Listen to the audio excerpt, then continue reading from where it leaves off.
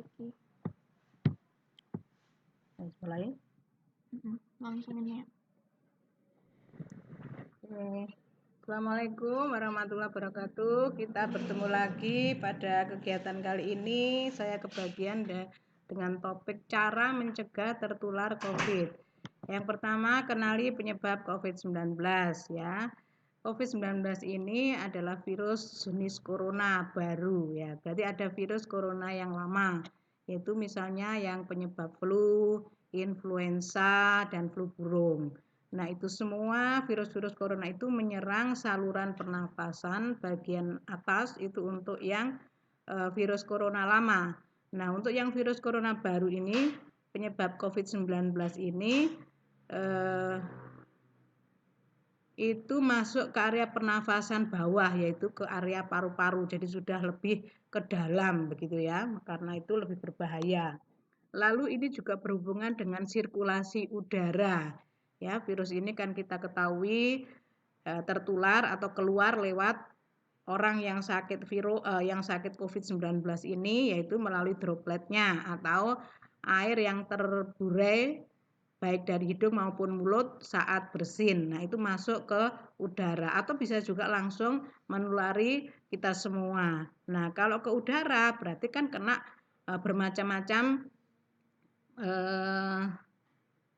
komponen-komponen yang ada di sekitar udara percikan itu ya. Jadi mungkin kena pagar, kena daun, kena tisu, kena yang lain-lainnya begitu ya. Bahkan bisa juga kena pakaian kita. Nah, itu. Nah, karena itu maka apa yang harus disiapkan sudah betul selama ini yang kita dapatkan ya, yaitu kita harus pakai masker, harus menghindari kerumunan. Ya, harus menjaga jarak satu dari yang lainnya, jangan terlalu berdempet-dempetan. Dan juga sering cuci tangan. Nah, meskipun tangan itu tidak langsung merupakan organ pernapasan, tetapi itu menjadi penyebab atau menjadi media untuk penularan ini ya. Jadi protokoler sebagaimana yang kita ketahui selama ini harus tetap dijaga ya itu. Lalu apa yang harus dilakukan?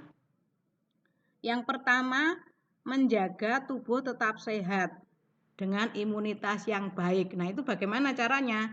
Dengan makan makanan bergizi ya untuk cadangan energi. Apa saja dimakan, tidak usah pilih-pilih makanan. Saya hanya makan ini, makan itu, tidak usah. Jadi semua yang bernutrisi tinggi dimakan saja ya untuk menjaga agar imunitas kita menjadi baik. Dan juga biasanya tidak perlu minum tambahan vitamin dan mineral. Nah, sekarang coba juga mengkonsumsi vitamin dan juga mineral dalam bentuk air minum mungkin ya, sebanyak-banyaknya minum, itu sangat baik untuk meningkatkan stamina. Lalu untuk yang biasanya diet ya, jangan mikir diet-diet dulu, tidak perlu diet untuk saat ini. Karena yang terpenting adalah justru kesehatan kita ya. Jadi nanti lagi memikirkan penampilan ya. Saat ini sudah urgent, kita harus menjaga imunitas. Terus jangan lupa jangan panik ya, karena panik ini akan menyebabkan munculnya hormon yang tidak baik, yang itu nanti juga menyebabkan penurunan dari sistem imun tubuh kita ya. Jadi jangan panik. Lalu kita sebagai umat beragama tentu tidak terlepas dari berdoa yang banyak. Nah ya, jadi berdoa itu kapan saja bisa ya, dimanapun kapanpun ya, kita menjaga diri kita dengan berdoa ini. Nah, itu adalah bentuk dari tawakal kita dan berserah diri kita ya. Kita sudah melakukan semua yang harus dipersiapkan dan kita sudah berdoa. Nah, yang terakhir memang kita harus memasrahkan semuanya pada yang di atas. Itu nanti akan menyebabkan kita tenang ya dan tidak panik ya, dan imunitas akan baik. Begitu, guys. Lalu saat ini apa cukup itu saja? Nah, kita juga harus tetap memikirkan upaya inovasi dan membuat temuan-temuan baru ya, tidak hanya peneliti yang bisa berinovasi ataupun temuan baru. Ibu-ibu rumah tangga, masyarakat semuanya itu juga bisa menemukan sesuatu ya, sesuatu yang memudahkan kehidupannya, itu juga masuk ke kategori inovasi. Nah, ini nanti akan saya perjelaskan lebih detail lagi apa sih yang bisa dilakukan pada saat musim pandemi seperti ini ya. Tentu kita kan sangat senang yang namanya dengan gadget, dengan handphone ya, baca di situ. Di situ banyak penelitian-penelitian dari dosen-dosen hebat di sana ya. Ada jambu biji, ya itu sudah ditemukan oleh teman dari IPB, yaitu kaya antioksidan, berbagai vitamin untuk meningkatkan imun kita. Jambu biji kan tidak mahal ya, murah sekali. Nah ini bisa Bapak Ibu semua menjual jus jambu biji. Nah pada saat ini di online kan dan sebagainya, silakan, itu juga peluang. Lalu juga ada temuan-temuan di sana, ada daun kelor itu sebagai pohon ajaib, sudah diteliti lengkap oleh teman IPB ya. Lalu apa yang bisa kita lakukan? Ya, kalau saat ini punya tanaman kelor ya dipakai untuk sayur ya, sayur kelor. Seperti saya sering nyayur kelor, itu enak sekali ya. Tetapi ini inovasi lama ya kan, kelor dipakai sayur. Nah, kalau saya sekarang berpikir, nah supaya semakin manjur bagaimana diinteraksikan dengan drug delivery. Saya sudah nemu drug delivery nanogul. Nah, itu saya masukkan, kadang saya bikin jus jambu biji saya kasih nanogul ya. Lalu ekstrak kelor ya, daun kelor dikeringkan ya, lalu digiling halus, diayak. Nah, itu kan namanya serbuk kelor. Nah, itu saya campurkan dengan atau saya interaksikan dengan nanogul ini. Ya, lalu saya kapsulkan. Nah, itu inovasi baru yang saya buat ya. Kalau teman-teman di sini ada yang longgar waktu, misalnya membuatkan saya serbuk kelor halus, nah, saya beli 1 kilo 50.000. Ayo siapa? Nah, ini kan sesuatu yang baru, bisa untuk paling tidak ya pengalaman membuat dan pengalaman juga menjual. Nah, dicoba jual ke saya pertama kali. Nah, nanti bisa juga dijual lewat internet dan seterusnya ya. Jadi jangan nganggur-nganggur saja pada musim pandemi seperti ini. Kalau duitnya banyak kan agak lega ya perasaannya, sehingga ada ketenangan ya. Nanti imunitas meningkat. Beda dengan kalau enggak punya duit tambah bingung ya. Tambah bingung nanti imunitasnya menurun ya. Itu yang masih punya waktu monggo. Lalu juga saya mencoba mengenalkan nanosilver ini sebagai antimikrobas sampai dengan antivirus. Ini juga saya tambahkan di dalam ekstrak kelor yang saya jadikan kapsul itu ya.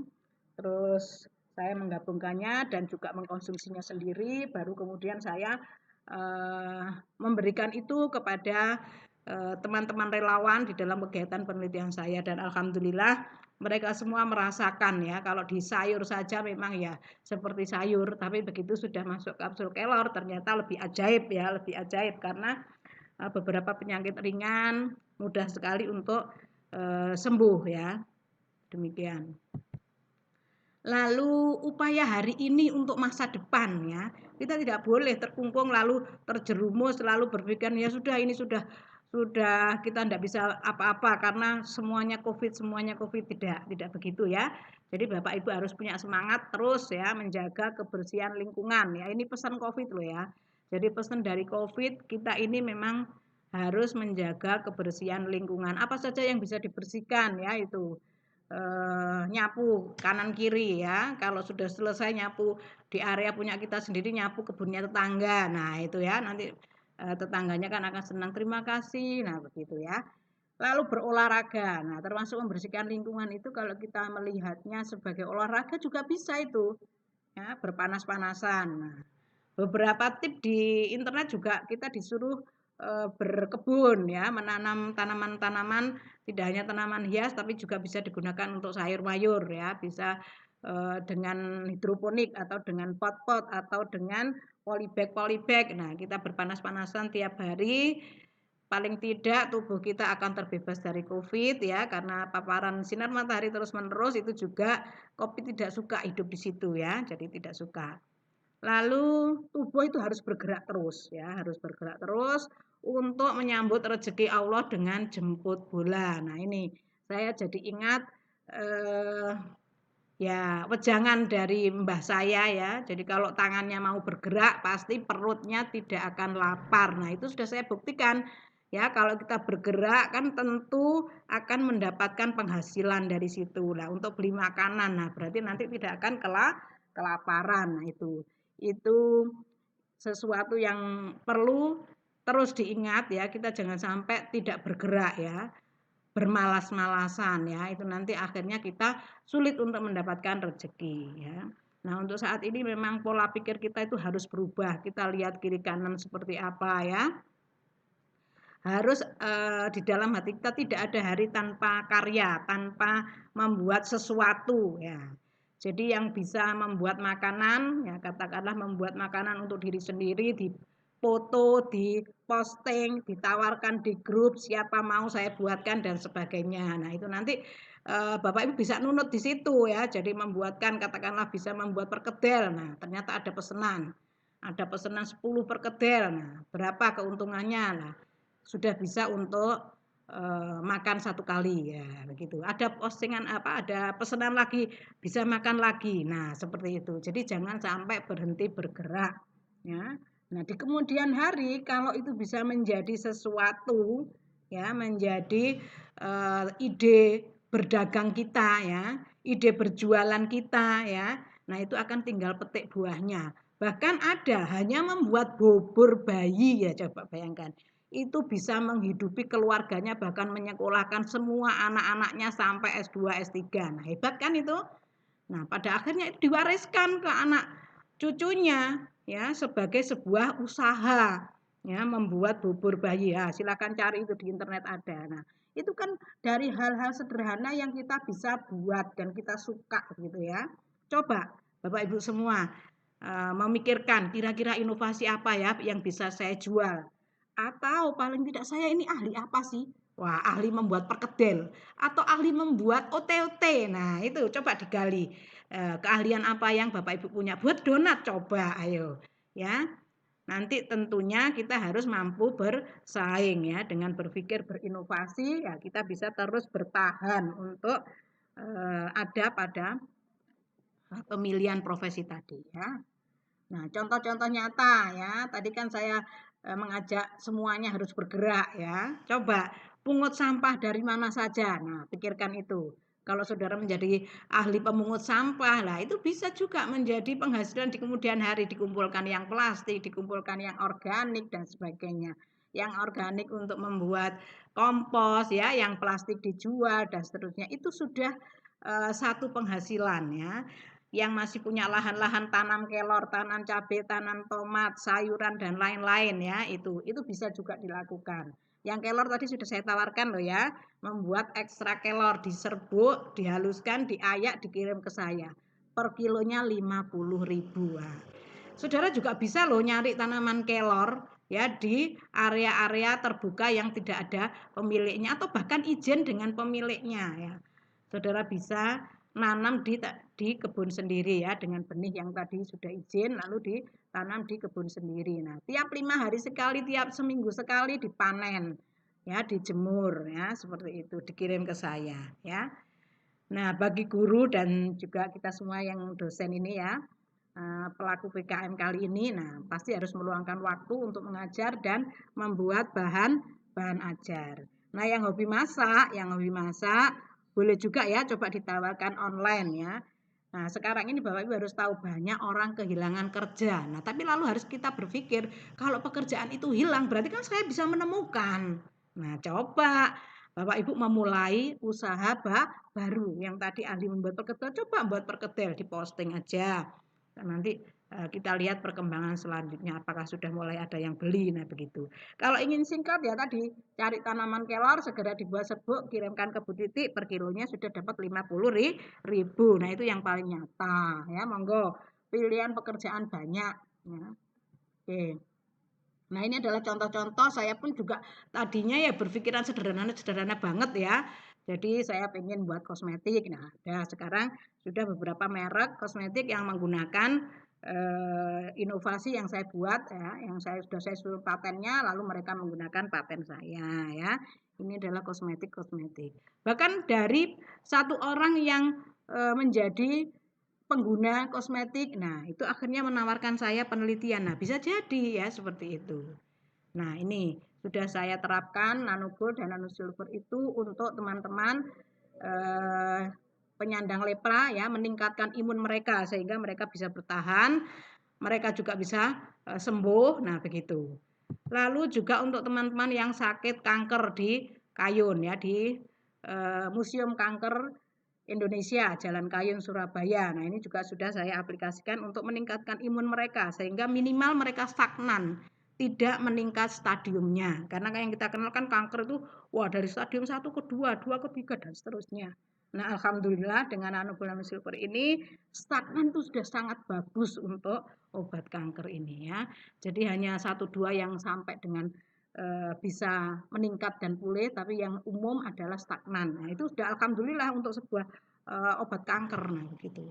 Nah, ini kegiatan saya untuk semua sekarang diarahkan ke COVID. Nah, saya pun juga ikut terlibat Nanogold, Nanosilver saya arahkan untuk ke COVID. Nah, ini untuk meningkatkan imunitas teman-teman yang ada di area sekitar rumah sekitar saya ya. Jadi di Jalan Mer Surabaya. Ini saya awali sudah 3 April yang lalu, ya. Di 3 April 2020. Nah, untuk anggota tim ya, yang di Sidoarjo, Bu Rusmini ini juga melakukan kegiatan. Lalu di Prof Jojo itu di Pondok Inabah Sukolilo ya untuk korban narkoba. Ternyata ada laki-laki, ada perempuan ya. Laki-laki sekitar 75, di total dengan perempuan jadi semuanya 100 orang ya, demikian. Dan ini sampai kegiatan saat ini. Jadi sebelum puasa dulu minum tiap hari di depan rumah sambil caring. Nah, begitulah. Lah lama-lama saya ya kesel kalau setiap hari harus melakukan kegiatan seperti ini. Nah, akhirnya saya buat 3 hari sekali dengan saya bagi 500 mili. Nah, lalu yang terakhir ini saat ini saya bagi 1 liter untuk tiap Jumat ya, seperti itu. Jadi untuk keperluan 7 hari itu saya botoli jadi 1 liter tiap orang ya, begitu. Dan ini berlangsung sampai sekarang, bahkan nanti insya Allah sampai Desember karena itu yang tertera di dalam surat perjanjian kita dengan Dikti ya.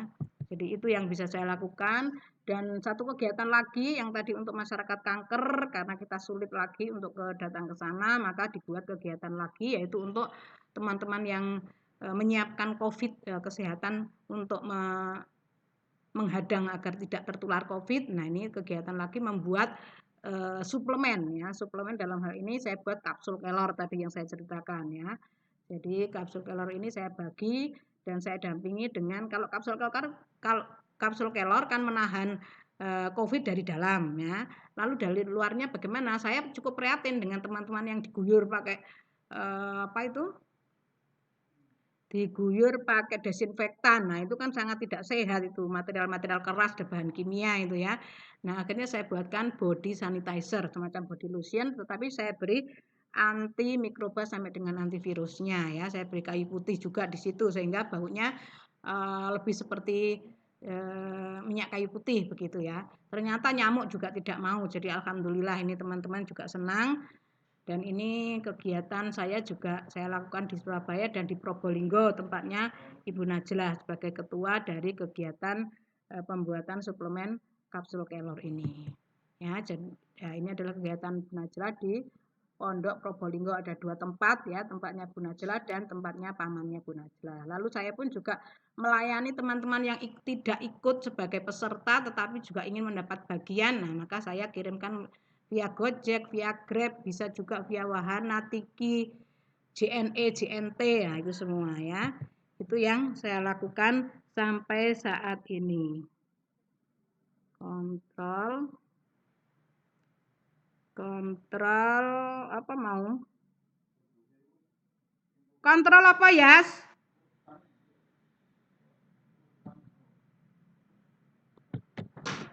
Kontrol safety. Kok gak gelem? Kontrol save quiet. Kontrol window save key.